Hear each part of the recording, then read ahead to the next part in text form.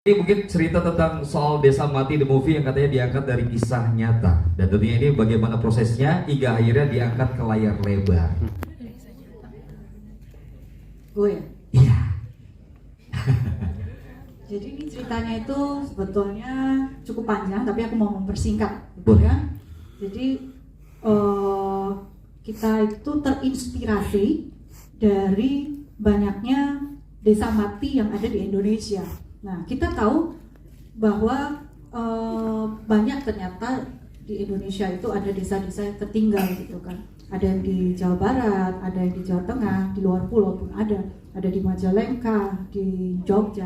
Di Jogja pun ada 2 setahu saya gitu. Jadi kenapa desa mati itu ada banyak di Indonesia? Itu karena ada yang karena natural disasters atau apa? Bencana alam. Ya, bencana alam. Terus ada juga karena infrastruktur yang susah untuk mencapai daerah tertentu kan. Nah, yang ada juga desa mati di Jogja itu karena kebetulan saya orang Solo, jadi saya waktu itu ikut jadi bala bantuan untuk gempa di Jogja, di Bantul. Nah, kemudian mereka dibangunin desa. Nah, desa darurat yang ditinggali mereka cukup lama. Nah, itu semua udah ditinggal sehingga jadi desa mati ya. Jadi sebetulnya yang disebut desa mati itu desa yang sudah ditinggalkan penduduknya. Nah, tapi ada juga penduduk yang masih tinggal di sana. Ada juga beberapa keluarga, cuma beberapa keluarga atau hanya satu keluarga gitu kan, atau hanya orang tua kemudian habis. Nah, dengan banyaknya desa yang tertinggal itu banyak sekali kalau kita googling, kita lihat di media sosial, di YouTube itu cukup viral gitu. Jadi banyak cerita yang terjadi. Nah, kita tahu ya kalau tempat kosong aja ditinggal itu apa yang terjadi gitu kan. Ya, saya nggak usah ceritain. Nah, kita semua ngerti lah itu yang ngeri-ngeri gimana gitu kan.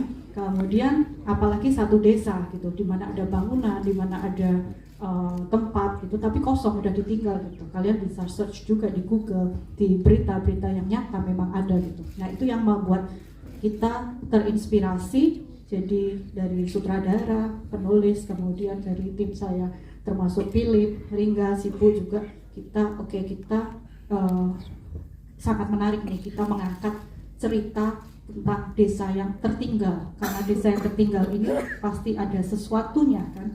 Nah, termasuk desa yang ada di salah satu daerah ya, di Majalengka, desa yang ada di Jogja itu ada juga anak kecil yang ada beritanya ya, itu yang anak kecil gadis tinggal di sana sendirian. Nah, itu entah ya kenapa dia tinggal sendirian, atau dia terjebak, atau dia memang harus tinggal di situ. Nah, itu yang membuat kita terinspirasi untuk membuat cerita Desa Mati the movie.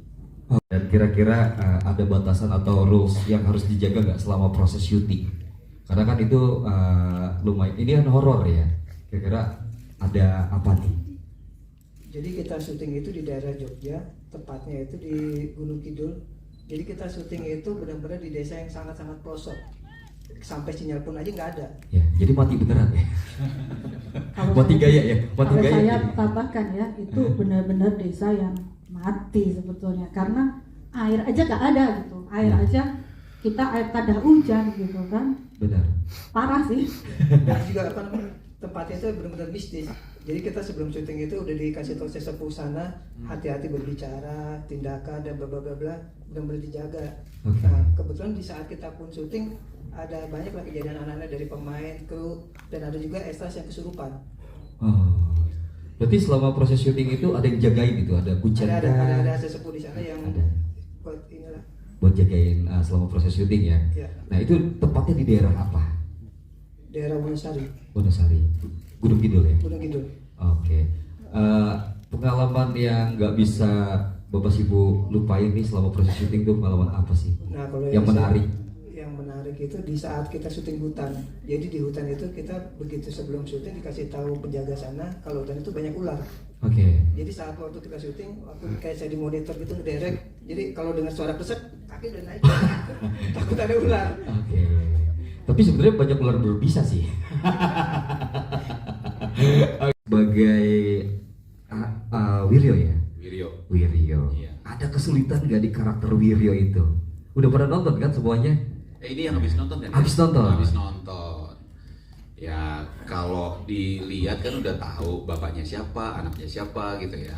Kebetulan juga mungkin nggak familiar kalau saya juga punya anak perempuan gitu ya. Jadi kalau dibilangin susah memerankannya, semua proyek udah pasti susah kalau tidak dikuasai. Oh, kalau nggak riset.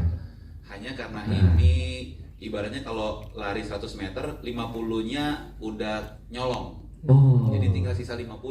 Siap. Karena kan bapak dengan anak perempuan gitu, dengan kekhawatiran, keprotektifan bapak ke anak perempuan semata wayangnya gitu.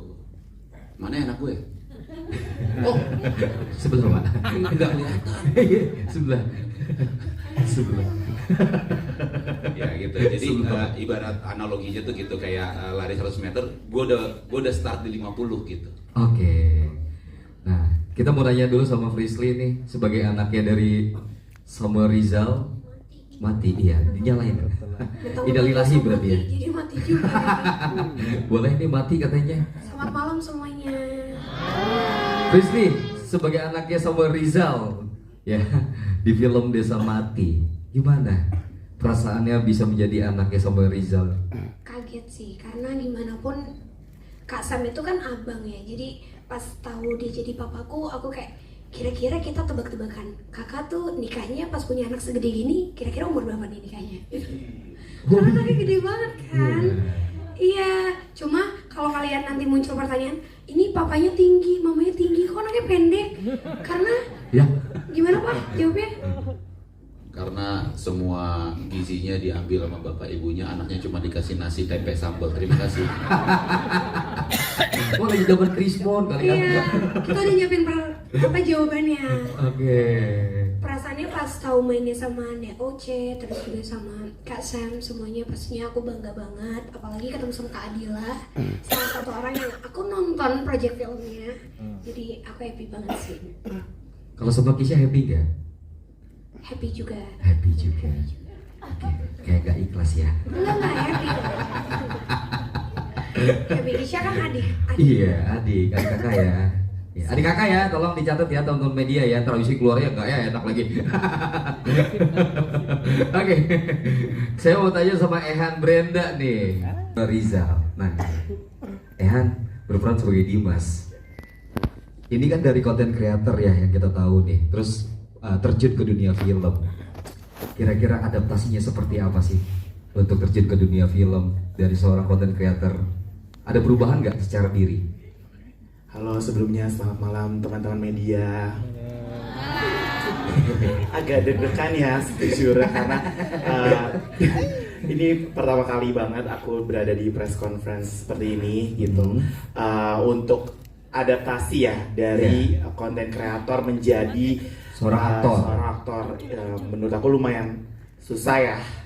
Karena apa ya, konten kreator kan itu kita produksi sendiri ya, dimana aku ngebuat konten sendiri gitu, semuanya produksi dengan diri sendiri gitu. Nah, Jangan sedih dong, jangan sedih. kalau misalnya film itu kan produksinya dengan orang banyak gitu, jadi tantangan tersendiri sih buat aku, gimana caranya aku bekerja sama dengan banyak orang, gimana caranya aku bisa berakting di depan banyak kru dan segala macamnya. Jadi Saya hai dulu. Selamat malam kakak dan om semua.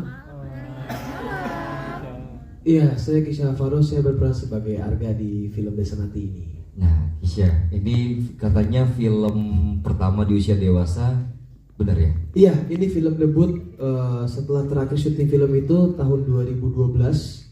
Oke. Dan di tahun 2023 awal di bulan Januari dikasih kesempatan sama PH Kami Sinema untuk bisa bermain film lagi. Oke, sebagai Arga. Iya. Itu sosoknya seperti apa sih Arga itu? Oke, karena ini akan nyambung kepada susah atau tidak, saya akan rapel aja ya. Oke. Kesulitan pertama untuk memerankan karakter Arga ini sebenarnya lebih ke, ini kan spill dikit ya. Ini tuh sempat ada perubahan cerita di awal, yang dimana tadinya Arga dia punya pacar gitu. Akhirnya jadi bersahabat gitu kan. Nah, menghilangkannya bagaimana adalah dengan yang kupikirkan itu bagaimana cara menghilangkan aura Tisha Alvaro-nya dulu nih. Oke, karena ini film pertama kali ya.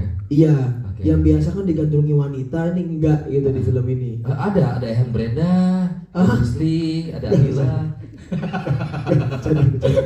Bercanda. Enggak, karena karakter Arga itu, kakak semua itu enggak seganteng saya di filmnya, enggak sekarismatik saya. Di karakternya ya. Iya. Oke. Jadi gimana caranya saya menghilangkan kekarismatikan saya itu, Oke. aura ini. Oke.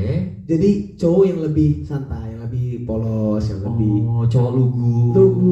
Oke. gitu loh. Lugu-lugu tapi kepengen. Kenapa? Aslinya? Aslinya mirip-mirip. Aslinya nggak beda jauh. Nanti disiapin aja buat pertanyaan itu. Iya. Dan yang pasti Arga ini juga karakter yang cukup menyulitkan karena selain dia juga satu-satunya cowok di grup ini, karena Ehan setengah kan. Dia pasti kan setengah ya. Jadi Mohon maaf. banyak. Tisha Alvaro, dia Google Premier udah dikecekin baut ya tadi katanya. Oh iya sih. Sorry. Iya. Ya maaf ya sayang. Oke. Manajer langsung, ya salah gua. Jadi lebih ke banyak adegan actionnya seperti sudah ditonton tadi gitu, banyak adegan-adegan menyulitkan. Salah satunya yang sempat kami ambil sama Pak Sipu ya pada malam itu. Berapa jam waktu itu kita ambil ya Pak? 3 jam lebih untuk satu adegan. Satu adegan. Oke. Dari seingat saya dari jam 11 sampai jam 2 malam itu masih adegan itu aja. Oke. Karena saking sulitnya dalam teknik pengambilan kamera, koreografi dan lain-lain. Dan pulang pun sehingga aku udah banyak luka di bagian tangan, kaki. Oke. Karena adegannya jatuh-jatuh, berantem dan lain-lain sih. Nah, gimana rasanya dimasukin ke kandang babi beneran sama Frisly? Wah, ada tuh. Wah, seru gak? Pertanyaan sulit ini. Saya nggak nyangka ada pertanyaan ini. Cukup apa ya? Gimana rasanya dimasukkan ke sebuah kandang kecil? Beraktingnya susah nggak tuh di dalam itu? Pada saat itu sih nggak susah karena membantu build up chemistry. Oke. Ketika di kandang babi berdua itu membantu chemistry saya sama Lintang. Oke. Sebagai sahabat ya. Iya. Sebagai sahabat. Iya. Garis bawahi ya teman-teman media, sahabat. Sebagai sahabat. Jadi karena itu juga cukup lama tuh pengambilan adegannya ya Pak. Cukup lama jadi banyak ngobrol sama Frisly di sana gitu, terus ya build up chemistry intinya lah gitu. Oke. Build up chemistry. Seru tapi ya. Tahu banget siapa tadi? Manajernya yang tadi. Frisly kan sosok yang orang yang punya kemampuan spesial ya gitu. Dan ketika di sana sudah pasti ujung tombaknya adalah Frisly. Iya. Ketika mau ke toilet, mau ke jalan kemanapun, ke warung aja, Fishy temenin. Oke. Karena kalau ada apa-apa, yang korbanin dia gitu Iya. loh. Bisa komunikasi lah ya seenggaknya. Karena dia yang bisa ngelawan gitu loh. Iya. Pada faktanya, dia juga takut. Jadi sebenarnya gini, itu bukan berarti aku takut ya. Tapi aku dibayar sebagai pemeran bukan jadi dukun. Jadi jadi pas lagi kayak sih ada ekstras yang kesurupan aku kayak oh enggak gitu. Padahal kayak aku kan nggak dibayar sebagai dukun. Jadi aku kayak enggak, aku Lintang di sini. Oh oke. Jadi tuh sorry kalau tadi dibilang Fishy temenin ke warung kemana itu bukan karena kamu mau aja ya. Oh. Sebentar ya, dikat dulu, dikat. Udah, dikat. Tolong jangan dipublish aja, ntar rame di TikTok itu soalnya. Aduh, ada aja lagi. Dia tuh kadang, ini benar nggak, coba saya mau klarifikasi juga sama Mbak Dukun. Halo? Fishy? Katanya kalau kita ngerasa kayak tiba-tiba kayak dilihatin orang tuh benar ada setan yang ngeliatin katanya gitu. Sugestinya.